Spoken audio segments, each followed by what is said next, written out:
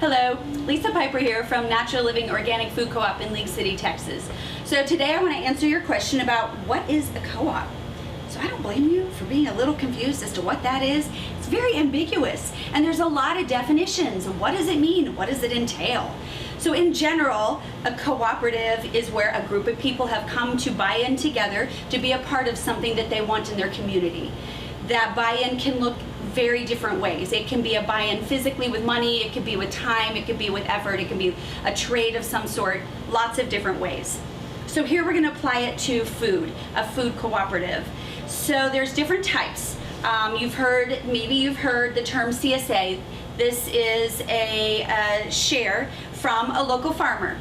Generally, where you have one farmer who's committed to a season's worth of growing. He goes in, before he even grows it, he sees how many people he can commit to buying it, and he knows how much to grow.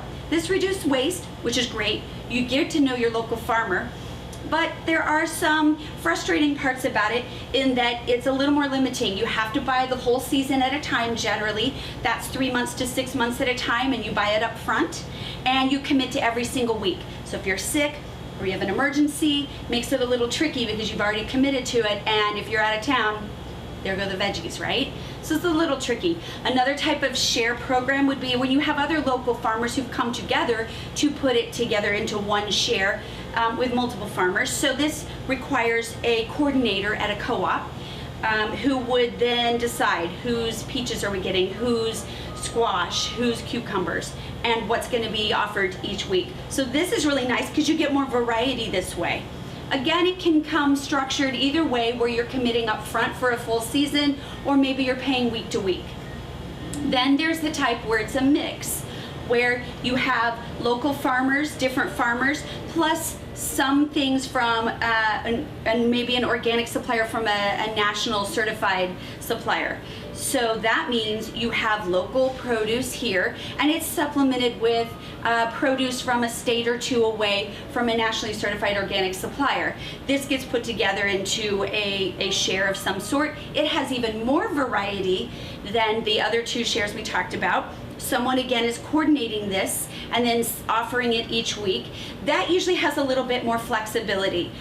There is sometimes a commitment to every single week for a certain amount of time, and some places will let you go week to week.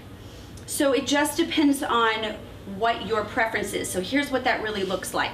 Sounds great to have all local, and if you are lucky enough to live in a place where you have organic food abundantly growing with lots of farmers, you can really do well here. Your body will be so happy the way it will feel eating all local. In the area where we live in a little bit of a food desert, organically speaking, and that means we don't have enough organic farmers or backyard growers growing food for us. So here at our co-op, we do a supplement. So I gather all the local farmers as much as I can each season, and each week actually, and then I supplement from our nationally certified organic supplier.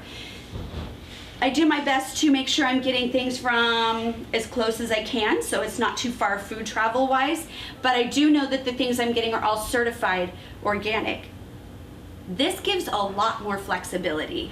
So, for example, if you have a really picky eater, a little guy who only likes carrots and broccoli, and that's about as much as you're gonna get other than some potatoes and green beans, then we have a little more flexibility to get the carrots and green beans one state away, when right now our local people may not have any available. This means what you're used to at the grocery store, you can still get supporting a local co-op. So at our co-op, we offer the flexibility of, if you want to share that week, great. If you don't, that's fine. It's whenever you need it with that mix. So a cooperative simply means, once again, just a group of people who are coming together and they are buying into something they want to support.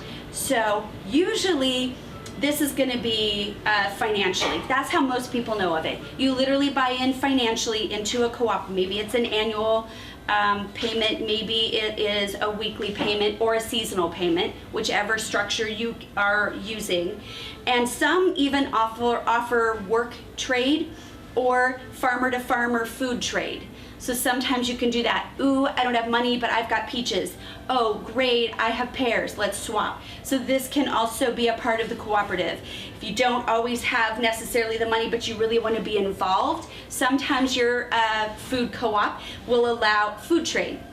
You can come work in exchange for food. And that works really well because there's always hands needed when it comes to a cooperative. So hopefully this has unmasked some of the ambiguity of what a co-op is, and understand the answer is it can look like a lot of different things. So ask questions about your local co-op and how they're structured. So thanks for watching, and if you like this is good information. I really appreciate the likes. Go check out our website at shopnaturalliving.com or come in and see us. We're in League City, Texas. We'd love to see you. Thanks.